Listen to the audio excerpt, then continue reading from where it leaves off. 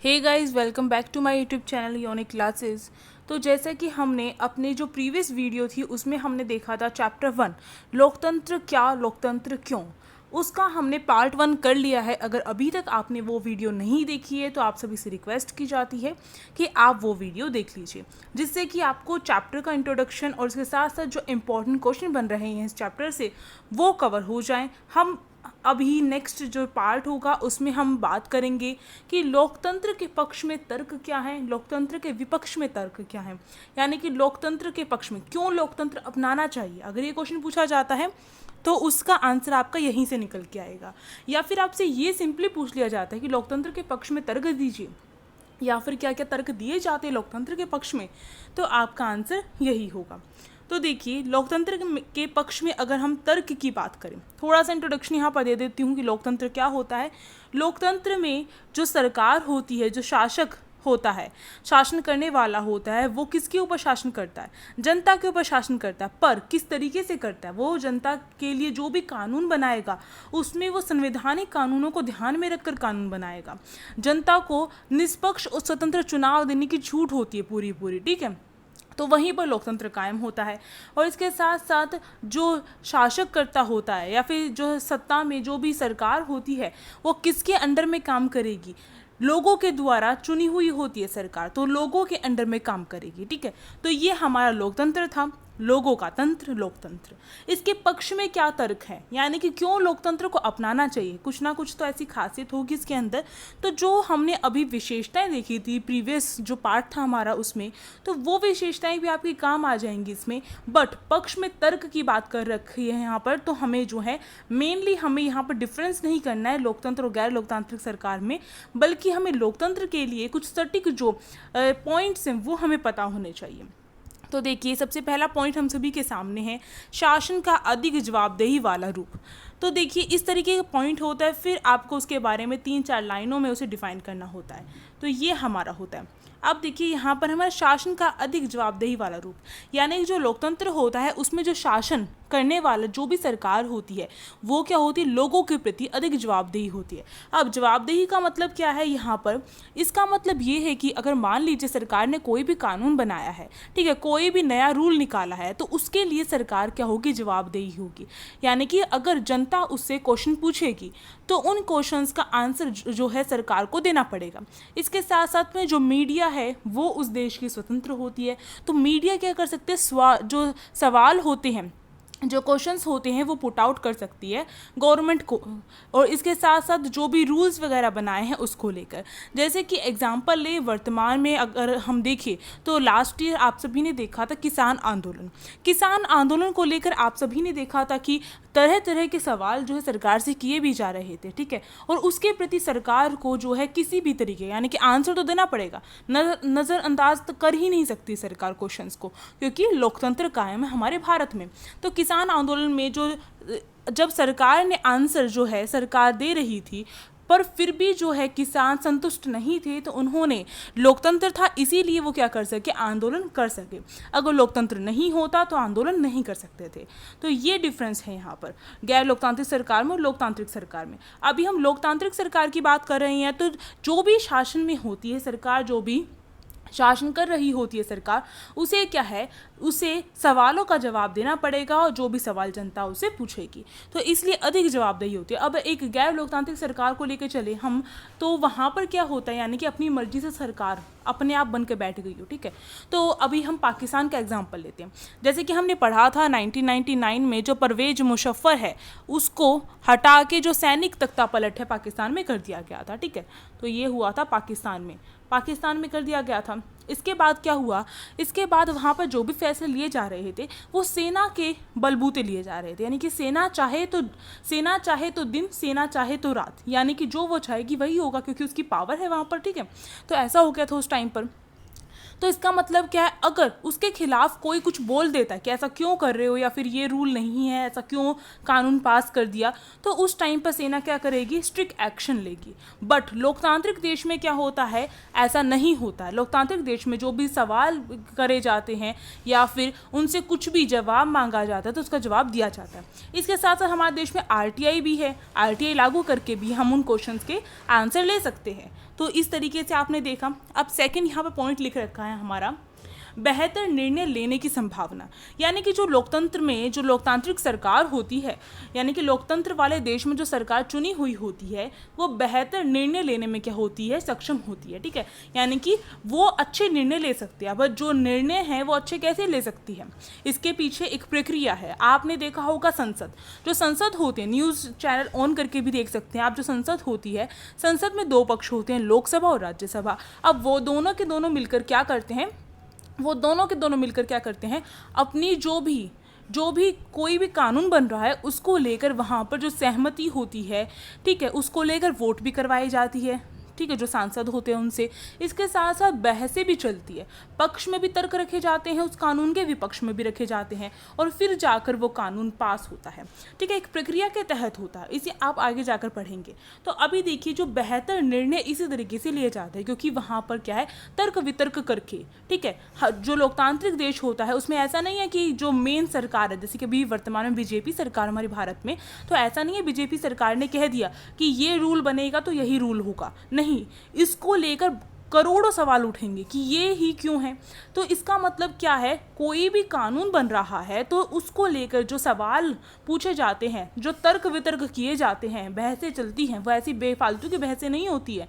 वहाँ पर जो विपक्ष पार्टी होती है वो क्या करती है, वो दोनों तरफ की चीज़ें सोचती है। विपक्ष पार्टी क्या करेगी, उसमें नुक्स निकालने की कोशिश करेगी, यानी कि उसके नेगेटिव पॉइंट्स देखेगी उस कानून के, कि इससे क्या क्या चीज़ें नेगेटिव हो सकती हैं।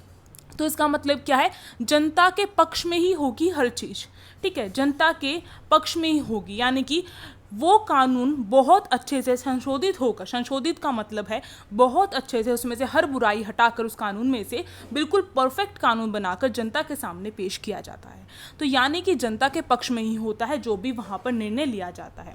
ठीक है, ये हमने कर लिया अपना। अब नेक्स्ट पॉइंट देखिए, नागरिकों का सम्मान। यानी कि जो भी कानून बनेगा लोकतांत्रिक देश में, जो भी फैसले लिए जाएंगे लोकतांत्रिक देश में, तो सरकार किस चीज़ को ध्यान में रख कर लेगी। जैसे मैंने आपको कहा था, सरकार क्या करेगी, जो भी उसके जो संवैधानिक कानून हैं, नागरिक के अधिकार हैं, जिसमें मौलिक अधिकार भी आएंगे, तो इन सबको ध्यान में रखकर ही क्या कर सकती है, जो सरकार है वो क्या करती है, कोई भी कानून बनाती, कोई भी फैसला लेती है। तो नागरिकों का सम्मान तो वहाँ पर होगा ही। ठीक है, नागरिकों के बारे में सोचा जाएगा, उनके अधिकारों के बारे में सोचा जाएगा। ऐसा नहीं है कि उनके अधिकारों को मारकर कोई कानून लाया जाएगा, नहीं, बिल्कुल भी नहीं। सबसे ऊपर कौन सी चीज़ होगी, नागरिकों के अधिकार सबसे ऊपर होंगे। और नागरिक जो होंगे लोकतांत्रिक सरकार में क्या है, सभी नागरिक समान हैं। यानी कि ना तो कोई अमीर है, ना ही कोई गरीब है, ना ही कोई राष्ट्रपति है, ना ही कोई आम आदमी है, सब समान है। ना उसमें लिंग भेद होगा, ना ही वहाँ पर लिंग भेद का मतलब है पुरुष और महिलाओं के बीच में कोई भेदभाव नहीं होगा। हर किसी के लिए जो कानून है वो हर किसी के लिए है। ठीक है, अगला पॉइंट देखिए, अगला है मतभेदों और टकराव को संभालने का तरीका उपलब्ध। यानी कि जो लोकतांत्रिक जो ये देश है, इसमें लोकतंत्र जो है इसलिए भी इम्पॉर्टेंट है क्योंकि वहाँ पर अगर कोई भी मतभेद हो जाता है, कोई भी अनबन हो जाती है, कोई मिसअंडरस्टैंडिंग हो जाती है, जिसको लेकर झगड़े हो सकते हैं, मतभेद हो सकता है और टकराव हो सकता है, तो उन चीज़ों को संभालने में भी जो लोकतांत्रिक सरकारें हैं वो सबसे आगे निकल के आई हैं। लोकतांत्रिक सरकार जो है, जो बहस वगैरह होती है, या फिर ये कहें लोकतांत्रिक सरकार जो है, जो भी लड़ाई वगैरह होती है उसको कम करने की पूरी कोशिश करती है। ठीक है, तो इसलिए वो इम्पॉर्टेंट है। अब देखिए, अगला है गलतियों के सुधार के अवसर। यानी अगर कोई भी गलती हो जाती है लोकतंत्र में, लोकतांत्रिक देश में, तो वहाँ पर सुधार के अवसर भी दिए जाते हैं।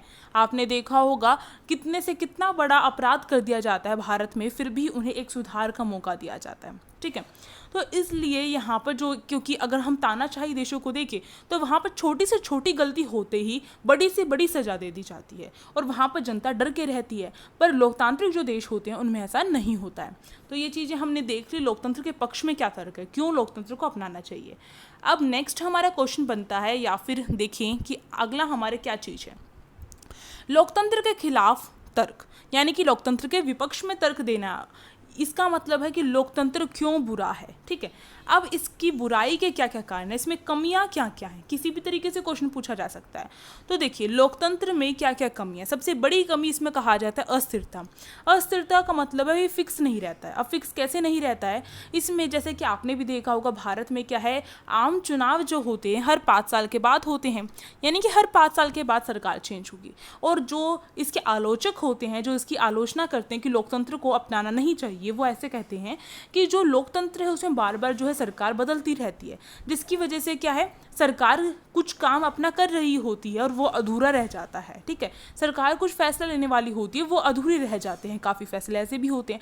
या फिर आपने खुद भी अपने आसपास जो लोग रहते हैं आपके घर में, उनसे आपने सुना होगा कि ये वाली सरकार आएगी तभी ये काम पूरा होगा, क्योंकि ये इसी के काल में स्टार्ट हुआ था जब ये सरकार थी, ठीक है। ऐसा सुना होगा आपने। तो ये क्यों है, क्योंकि सरकार चेंज हो गई। अब दूसरी सरकार जो होती है उसका काम बहुत मुश्किल से करती है, तो अस्थिरता देखने को मिलती है, जिसकी वजह से क्या है, यहाँ पर एक ही बुराई देखने को मिली है हमें, ठीक है। दूसरा, इसकी अगर हम इसके विपक्ष में तर्क दें तो दूसरा ये दिया जाता है, हम नहीं दे रहे हैं यहाँ पर जो आलोचक होते हैं, आलोचक कौन होते हैं, जो आलोचना करते हैं कि लोकतंत्र को नहीं अपनाना चाहिए, या फिर लोकतंत्र की कौन सी कमी है। दूसरी कमी ये है कि फैसलों में देरी, जैसे कि फैसलों में देरी। आपने देखा होगा कोई भी कानून बनाना होता है, कोई भी फैसला लेना होता है, उसमें काफ़ी लंबा टाइम लग जाता है। तो ऐसा क्यों होता है, इतना लंबा टाइम क्यों लगता है आखिरकार? तो इसके पीछे एक रीज़न है। हम अगर इसे नेगेटिव में लेके चलेंगे तो हम नेगेटिव में रह जाएंगे, बट इसको पॉजिटिव में तो देखो, लोकतंत्र में समय लग रहा है फैसले लेने में, पर फैसले जो है सटीक भी तो आ रहे हैं, अच्छे तो आ रहे हैं फैसले। ऐसा अगर जल्दबाजी में कोई फैसले ले दिया जाए कि भाई उसको जो है सूली पे टांग दो, उसको फांसी दे दो, तो इसका मतलब क्या है, हमें मानो किसी ने कोई अपराध कर दिया, ठीक है, चोरी कर दी किसी ने, अब भाई जो गैर लोकतांत्रिक सरकार होगी अगर उसके मन में आएगा तो कह देगी इसे फांसी पे टांग दो, तो ये कहाँ का न्याय है? न्याय नहीं होगा। फैसले अगर देरी में आ रहे हैं तो उसके पीछे एक रीज़न है। रीज़न क्या है? क्योंकि हमने अभी बात की, हमारी जो संसद है उसमें बहुत सारी बहसें चलती हैं, तर्क वितर्क होते हैं किसी भी कानून को लेकर, ठीक है, किसी भी फैसले को लेकर बहुत सारी बहसें चलती हैं। पक्ष में भी तर्क रखे जाते हैं, विपक्ष में भी तर्क रखे जाते हैं। तो इस वजह से क्या है, और फिर वोटिंग भी होती है, ठीक है, जितने हमने सांसद चुन के भेजे हैं वो वोटिंग भी करते हैं, और उसके बाद ही कहीं ना कहीं जाकर हमारा जो भी फैसला होता है, कोई कानून होता है, वो पास होता है। तो एक लंबी प्रक्रिया के तहत ये चीज़ें होती है। और ये लंबी प्रक्रिया क्यों बनाई गई है? ये इसलिए बनाई गई है, ये सिस्टम इसलिए क्रिएट किया गया है कि कहीं से भी कोई ऐसी कमी ना रह जाए जिसकी वजह से भारत की जनता जो होगी उसे इसका नुकसान चुकाना पड़े, ठीक है, उसे जो है जो कानून उसके लिए यूज़फुल होना था कभी वो उसके लिए नुकसानदायी ना हो जाए। तो इसलिए लंबा जो टाइम है वो लग रहा है। तो आप जब इसके बारे में लिखेंगे तो आपको ये दोनों चीज़ें लिखनी होंगी इस आंसर में, ठीक है। तो positive point and negative point दोनों मिलाकर लिखने हैं। अब आगे देखो, आगे हमारा है भ्रष्टाचार की संभावना। भ्रष्टाचार की संभावना किस तरीके से देखने को मिलती है लोकतंत्र में? अब आपने देखा होगा सरकारी कामकाज में कितनी ढील है, ठीक है, ये इसमें कोई दो राय नहीं है, सरकारी कामकाज में कितनी ज़्यादा ढील हो रही है। और अभी जो है वर्तमान में बहुत चीज़ों में सुधार हुआ है, बट अगर हम थोड़े साल पहले चल के देखें तो कितने ज़्यादा, अभी अगर आप सोशल मीडिया में भी देखेंगे तो कई जोक्स ऐसे बनाए होते हैं गवर्नमेंट जो एम्प्लॉयज़ होते हैं उनको लेकर कि आपको लगता है ये रियलिटी है बिल्कुल। क्यों? हमारे आसपास ऐसी चीज़ें होती दिखाई देती है हमें, ठीक है, सही प्रकार से काम नहीं किया जाता, घूसखोरी चलती है, ठीक है, रिश्वत चलती है, भ्रष्टाचार चलता है। तो ये सबसे बड़ी कमी जो है इसकी रही है, और इसका हम पॉजिटिव पॉइंट तो नहीं निकाल सकते कोई भी, ठीक है। तो ये सबसे बड़ा अगर देखें कि सरकार लोकतंत्र जो है वो कायम क्यों नहीं हो सकता, उसके पीछे एक ये जो है यहाँ पर मेन है, और इसे आज तक दूर नहीं किया गया है। आगे देखो, चुनावी प्रक्रिया महंगी। अब देखो जो लोकतंत्र है, लोकतंत्र का आलोचक क्या कहते हैं, लोकतंत्र कायम होगा अगर किसी देश में, यानी कि लोकतंत्र को अपनाया जाएगा, जैसे कि भारत ने अपना रखा है, तो कुछ टाइम के बाद चुनाव करवाए जाएंगे, क्योंकि सरकार परमानेंट तो होने वाली नहीं है, तो कुछ टाइम के बाद क्या है, चुनाव करवाए जाएंगे, ठीक है, इलेक्शन होंगे। अब इलेक्शन होंगे तो उसमें आपने देखा होगा जब इलेक्शन होते हैं तो आपकी गलियों में कितनी सारी रैली जाती हैं, ठीक है, और इसके साथ साथ जो प्रचार प्रसार किया जाता है, और इसके साथ साथ जो पैम्पलेट्स वगैरह होते हैं, और भी कई साधन ऐसे निकाले जाते हैं, अखबारों में छपवाया जाता है, एडवर्टाइजमेंट दिया जाता है, रेडियो पर सुनेंगे तो रेडियो पे वही जो एडवर्टाइजमेंट है वो बार बार आता रहता है, टेलीविज़न में भी इस तरीके से आता रहता है। यानी कि चुनाव में इतना सारा जो धन है वो खर्च किया जा रहा है। अब जो आलोचक है उनका ये कहना है कि इतना सारा धन जो है इलेक्शन में हम वेस्ट कर देते हैं, अगर उस धन को अगर हम अपने देश पर लगाएं, अपने देश की अर्थव्यवस्था पर लगाएं, तो इससे क्या होगा, हम जो है विकास करेंगे, ठीक है, हमारा डेवलपमेंट होगा। पर ये इलेक्शन में यूजलेस जो मनी है वो जा रही है, वेस्ट ऑफ मनी है इलेक्शन, ऐसा कहा जाता है। और कहीं ना कहीं एक हद तक ये सही भी कहा जाता है, ठीक है। तो ये जो है यहाँ पर हमें देखने को मिलता है, ये सबसे बड़ी कमी देखने को मिलती है इसमें। अब आगे देखो, अगला जो पॉइंट यहाँ पर बताया गया, सामान्य लोगों को सरकार चुनने का फैसला लेने में कठिनाई। यानी कि जो सामान्य लोग होते हैं, सामान्य लोग का मतलब ये नहीं कि हम और आप, हमसे भी सामान्य, यानी कि जो व्यक्ति पढ़े लिखे नहीं होते हैं, जो साक्षर नहीं होते हैं, ठीक है, वो व्यक्ति जो होते हैं उन्हें जो जैसा बता देते हैं, उन्हें अगर मानो कोई ऐसा व्यक्ति, आपने अपने आसपास भी देखे होंगे जो बड़े बूढ़े होते हैं, जो पढ़े लिखे नहीं होते हैं और वो कभी न्यूज़ चैनल्स वगैरह नहीं देखते, न्यूज़पेपर नहीं पढ़ते, उन्हें ये नहीं पता हमारे आसपास हो क्या रहा है, जो जैसा उनको बता देते हैं उन्हें ऐसे लगता है कि सरकार ऐसी ही है, सारा दोष सरकार का ही है, इस तरीके से, ठीक है। और अगर उनके जो बहू बेटे हैं वो आकर उन्हें कहते हैं कि इसको वोट देना है, तो वो उसी को वोट देकर आते हैं, ठीक। तो सामान्य जो लोग होते हैं उन्हें पता नहीं होता है कि हमारे जो देश है उसमें क्या चीज़ चल रही है, कौन कैसा काम कर रहा है। तो इस वजह से क्या है, कई बार जो गलत जो चुनाव के निर्णय हैं वो भी आ जाते हैं, ठीक है, रिजल्ट जो होते हैं इलेक्शन के गलत भी आ जाते हैं। तो एक ये जो है ये भी एक बड़ी कठिनाई देखने को मिलती है हमें लोकतांत्रिक देश में। तो ये भी देख लिया हमने, ये कंप्लीट हो गया हमारे यहाँ का। अब इसके बाद यहाँ पर तो चैप्टर इन्होंने कंप्लीट दिखा दिया, बट एक और क्वेश्चन बनता है, वो मैं आपको कवर करवाती हूँ। देखिए, ये एक और क्वेश्चन बनता है और बड़ा इंपॉर्टेंट है कि गैर लोकतांत्रिक जो सरकार है उसके लक्षण क्या हैं। यानी कि किसी देश में लोकतांत्रिक सरकार है या फिर गैर लोकतांत्रिक सरकार है, हम कैसे पहचान सकते हैं। हमने लोकतंत्र के बारे में तो काफ़ी देख लिया कि लोकतंत्र में क्या होता है, स्वतंत्र चुनाव होते हैं, निष्पक्ष चुनाव होते हैं, जनता जो होती है वो उसमें सबसे बड़ी होती है, ठीक है, जनता के अधिकार जो हैं उनके खिलाफ कुछ भी चीज़ नहीं हो सकती है, निर्णय सटीक आते हैं, ये सब कुछ लोकतांत्रिक सरकार की पहचान है। पर गैर लोकतांत्रिक सरकार की क्या पहचान है, कैसे कह सकते हैं हम इस देश में गैर लोकतांत्रिक सरकार है। गैर लोकतांत्रिक सरकार का मतलब है कि इस देश में लोकतंत्र को नहीं अपनाया गया है, ठीक है, सीधा सा ये इसका मतलब है। यानी कि लोकतांत्रिक सरकार न होकर वहाँ पर, जैसे कि चीन है, चीन में लोकतांत्रिक सरकार हम नहीं कह सकते। चुनाव हो रहे हैं पर नाम मात्र के चुनाव हो रहे हैं, वहाँ पर एक पार्टी है और उसी में से 3-4 जने खड़े हो जाते हैं और उसी में से कोई एक व्यक्ति जीत जाएगा। पर कौन जीता, पार्टी तो एक ही रही ना, कम्युनिस्ट पार्टी ही जीतेगी, ठीक है। तो अब यहाँ पर गैर लोकतांत्रिक सरकार जो है उसके क्या क्या लक्षण हो सकते हैं। पहला इन्होंने कहा है, लोक सरकार और उसकी नीतियों की आलोचना नहीं कर सकते। यानी कि अगर मानो आपके भारत में लोकतंत्र जो है समाप्त हो जाए और गैर लोकतांत्रिक सरकार आ जाए, तो वहाँ पर क्या अभी आप जिस अधिकार से कुछ भी बोल देते हो, जो आपके मन में आता है, अभिव्यक्ति की स्वतंत्रता है हमें, ठीक है, हमें बोलने का अधिकार है, हम बोल सकते हैं। पर क्या उस टाइम पर भी ऐसे बोल सकेंगे हम? अगर हम थोड़ा सा पीछे चलने की कोशिश करें और हम देखें कि जब हमारे ऊपर ब्रिटिश का शासन था तो उस टाइम पर हम गुलाम थे, तो उस टाइम पर ब्रिटिश का शासन था, क्या हम वो कहते थे नील की खेती करो, ठीक है, तो क्या हम उनका विरोध कर पाते थे? बड़ी मुश्किल से महात्मा गांधी ने और बाकी हमारे नेताओं ने सारे व्यक्तियों को समझाया, जितने भी हमारी जनता थी उसको समझाया और एकजुट किया, ठीक है, पर हम उसका विरोध नहीं कर पाते थे। इसी तरीके से जो गैर लोकतांत्रिक जो देश होते हैं उसमें इसी तरीके से सरकार कोई भी फैसला ले लेती है पर उसका विरोध हम नहीं कर पाते हैं, ठीक है। तो ये हो जाएगा इसका। दूसरा देखिए, शासनकर्ता स्वर्सव होता है, यानी कि जो भी शासनकर्ता चाहेगा, शासनकर्ता का मतलब है जो भी सत्ता में है, जो भी शासन करने वाला है, जैसे कि भारत में बीजेपी सरकार है, तो जो भी शासनकर्ता चाहता है, यानी कि जो उसने फैसला ले दिया वो क्या होगा, पत्थर की लकीर बन जाएगा। यानी कि उसने कहा कि जो महिलाएं हैं वो क्या करे, वो सूट सलवार पहन के ही घर से बाहर निकल सकती हैं, तो वो वहाँ पर एक फ़ैसला बन जाएगा और वो ही निर्णय होगा। अगर वो नहीं करेंगे ऐसा फॉलो तो उन्हें जेल में बंद कर दिया जाएगा और उन्हें कड़ी से कड़ी सज़ा दी जाएगी। तो ये चीज़ है, ये एक एग्जाम्पल लिया है मैंने सिर्फ, ठीक है। इस तरीके की चीज़ें होती हैं गैर लोकतांत्रिक सरकार में, ठीक है। अगला देखो, विपक्षी दलों का कोई स्थान नहीं, यानी कि जो विपक्षी दल होते हैं, हमने अभी बात की थी जो संसद होती है उसमें पक्ष में भी तर्क होते हैं, हमारे किसी भी कानून को लेकर विपक्ष में भी होते हैं, ठीक है। तो हमारे वहाँ पर जो बीजेपी सरकार है वो भी रहती है, इसके साथ साथ बीजेपी सरकार सत्ता में है, ठीक है। और इसके साथ साथ जो अपोजिशन पार्टी है, मैंने पहले ही आपको बताया था अपोजिशन पार्टी कौन होती है, विपक्षी सरकार कौन होती है, विपक्षी पार्टी कौन होती है, जो अभी वर्तमान में सत्ता में नहीं है, यानी कि जिसने वोट हासिल नहीं की है, ठीक है, वो जो सत्ता में नहीं है, यानी कि जैसे कांग्रेस पार्टी हो गई, ठीक है। तो ये क्या करते हैं, जो कांग्रेस पार्टी वगैरह होती है, जो विपक्षी दल होते हैं, विपक्षी पार्टी होती है, वो क्या करती है, वो विपक्ष में तर्क रखती है किसी भी कानून को लेकर, ठीक है। अगर वो पक्ष में रखेंगी तो इसका मतलब क्या है, वो सपोर्ट कर रही हैं बीजेपी सरकार के हर फैसले को, और इसका मतलब क्या होगा, फिर हमारे यहाँ पर जो अपोजिशन पार्टी है वो ख़त्म हो जाएगी और जो चाहेगी बीजेपी सरकार वही होगा, ऐसा होता है ना।